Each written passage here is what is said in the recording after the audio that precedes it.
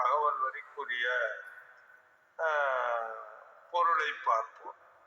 பாடலை பார்ப்போம். முதல்ல ஏறா நிலைமிசை ஏற்றி என் தனக்கே ஆறாறு காட்டிய அருட்பெரும் செல்வி, இதுவரை யாரும் ஏறாத எட்டாத நிலையிலே என்னை ஏற்றி வைத்து 36 தத்துவ உண்மைகளையும் விளக்கி காட்டிய அருட்பெரும் ஜோதி என்று ஏற்றி துதிக்கிறார். ஆகையினால இதுவரையும் யாரும் எட்டி அறியாத மேல்நிலையில் என்னை ஏற்றி இந்த 36 தத்துவங்களையும் எனக்கு விளக்கி காட்டிய அருட்பெரும் ஜோதி. இந்த தத்துவம் என்பதே பல வகையாக சொல்லுவார். நிறைய 36 தத்துவம் வாங்க, 64 தத்துவம் வாங்க, 1008 தத்துவம் வாங்க, இப்படி பல வகை.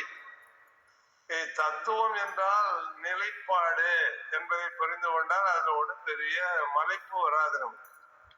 தத்துவம் என்றால் ஒரு நிலைப்பாடு, இறைவனை அறியும் நிலைப்பாடு, இறைவனை அறியும் அனுபவ நிலைப்பாடு, இறைவனை விளங்கிக் கொள்ளும் நிலைப்பாடு, இறைவன் விளங்குகின்ற நிலைப்பாடு, இப்படி பல நிலைப்பாடுகள்.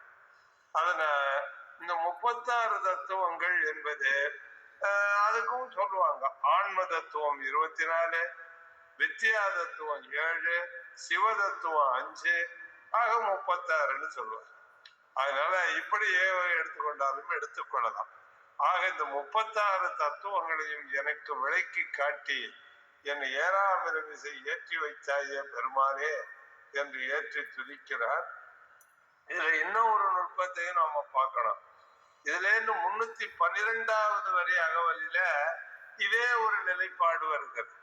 அது ஏறா நிலை நடு ஏற்றி அப்படின்னு வரும். ஏற்றி என்னை 6 கடத்திய அருட்பெரும் ஜோதின்னு வரும். இங்க காட்டிய அருட்பெரும் ஜோதி விளக்கி காட்டியது.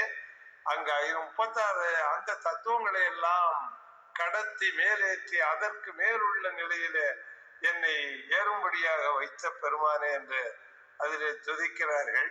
அது அந்த வரி பார்க்கையில பார்ப்போம். அதனால இவ்வாறு நீங்கள் சிந்தித்து அறிய வேண்டி நிறைவு செய்கிறேன். நன்றி, வணக்கம். Please kindly like, share, subscribe our channel, dear all.